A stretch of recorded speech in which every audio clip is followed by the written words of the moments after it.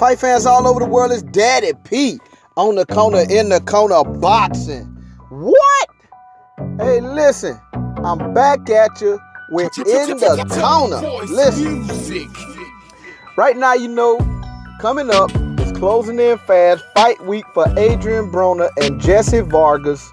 Y'all already know what it is. So this is a new episode of a new series called In the Corner. And we're going to talk about a little bit about Adrien Broner and Jessie Vargas, some changes that they did, in their camps. And, a little bit about the guys, because they got this upcoming fight on April the 21st. Listen, Adrien Broner, y'all already know he's 33-3. He's coming off of a loss against Mikey Garcia. That, man, look, the young man is a very talented fighter. He's just had problems with remaining focused. A lot of time in the off season, man, he's doing a lot of different things with music, and he goes out a lot, hangs out, but the thing is, man, the young man is, he's got some distractions. He's in and out of trouble legally, and, but it seems like in his corner, he's making some changes, and it seems to me like it's a move to help him get more focused. He brought in a new trainer in Kevin Cunningham, and he say Mike Stafford is not fired. He didn't get rid of him. He's still in the camp, but he brought somebody new in as a head trainer. So Kevin Cunningham is, some of you might know, he was also affiliated with Corey Spinks and helping him get his career to where he was at one time he was an undisputed welterweight. You know what I'm saying? And also Devin Alexander. Kevin Cunningham helped him reach, some heights in his career, winning world titles at welterweight and at junior welterweight. So I'm hoping, man, Adrien Broner get himself together, hoping that this is a change for the better for him. The young man is, like I say, very talented, man. He's very talented. He does have speed. He does have decent footwork. He knows his way around the ring. And, he got some power. He did lose to Sean Porter as well. But, in the last round, he knocked him down, But, just to let you know, the young man does have some power, But I'm hoping to see Adrien Broner, man, go ahead and get himself together. And, if he can do that, hey, I think that he still has some career left. But it's all up to him, really. The ball is in his court. But nevertheless, to see him get refocused, he does have some legal charges pending where he allegedly groped the young lady in an Atlanta mall. So, like I say, allegedly, he is a star. So, there's no telling what happened. That's all I'm going to say about that. But as a boxing fan, I like to see the young man get himself together because he does have a lot of talent and a lot to offer boxing. You know what I'm saying? The sport. So, anyway, Jessie Vargas. Those of you who may know or may not know, Jessie Vargas is 28-2. Jessie Vargas is, y'all know, he lost to some decent fighters now. He lost to a legend in Manny Pacquiao, and he also lost to Tim Bradley. But hey, in his corner, he's made some changes. Well, in his camp, rather, he's made some changes. He dumped Top Rank. Listen, he has signed with Al Heyman over at Premier Boxing Champions. And since he signed with them, he is coming off a win against Aaron Herrera, who was 33-7. And after just a little fight to get his feet wet, coming over with Al Heyman and to dispel a 13-month layoff. So he came and he did outpoint Aaron Herrera, And now, this is another young gentleman here, man. He is talented. And you know, with him, it wasn't so much the focus on the off season, but the guy, in the past, you know, something that I've noted, man, sometimes this gentleman will fight guys and fight, you know, like if he's not fighting an upper echelon guy, he's not fighting a guy with a lot of skills. Sometimes I've seen him fight, you know, down to his opponent's level. You know what I'm saying? Where he might get a little bored in there, you know what I'm saying, and not take advantage of some of the things he should take advantage of, you know.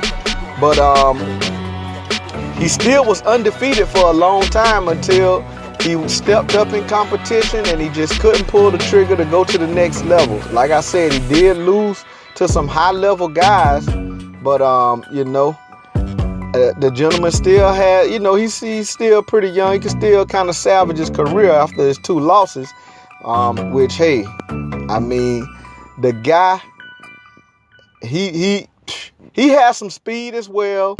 He knows his way around the ring, and he does have some power. He has like 10 knockouts, but don't let that fool you, because what he did to Saddam Ali, man, wow. And then even when he lost to Tim Bradley in that last round, you know, he did ding him. He did ring Tim Bradley's bell. He rung his bell now. And, you know, he was even complaining because the referee did kind of make a bad call at the end of that fight, thinking that when it was the countdown to the last 10 seconds of the round, the ref was calling the fight like it was like the round was over. But it wasn't over, and Tim Bradley was, you know, barely staggering, holding on for dear life, and he felt like he could have got him out of there.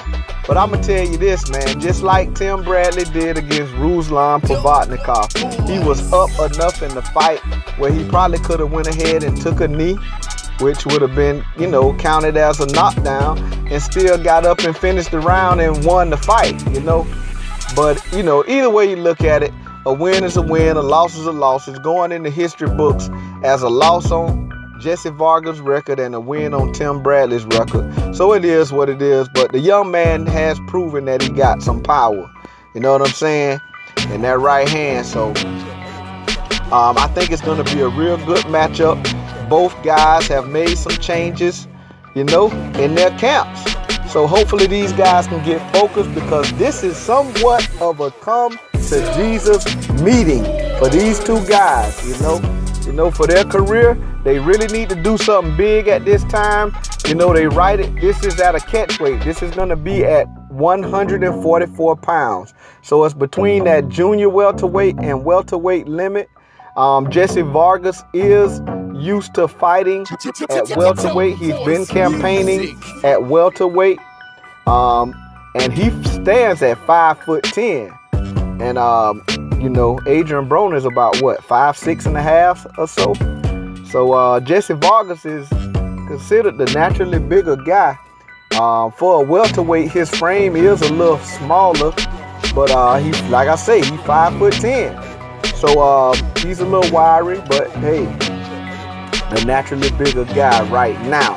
Adrien Broner has, you know, he's fought at 147, but you know, coming up from 140, he's flirted with the fact that, you know, that he's better at 140, and he's been fighting fights, you know, every now and then at a catch weight and sometime at 140. So we'll go with Jessie Vargas being the bigger guy. However, you know, like I say, both guys got some power, both guys got some speed, and I'm gonna tell you, as far as raw talent, Adrien Broner probably has, he's probably up in, you know, when you consider that, he has an advantage with raw talent. But Jessie Vargas probably, you know, it's safe to say, especially on the off season, he's probably a little more focused. So we'll see how this change in these 2 different gentlemen in their different camps. We'll see what the change does for both guys, man, and let's look forward to a real good fight.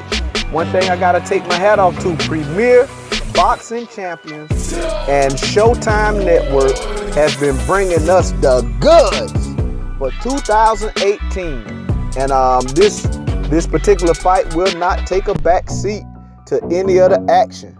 I believe it's also a triple header This a triple header, man. You know, you got Hugo Centeno that's fighting Jarmall Charlo on the same card, and you also got Gervonta Tank Davis that's gonna be fighting on this card against Jesus Cellular. So man, this gonna be a real exciting card to watch.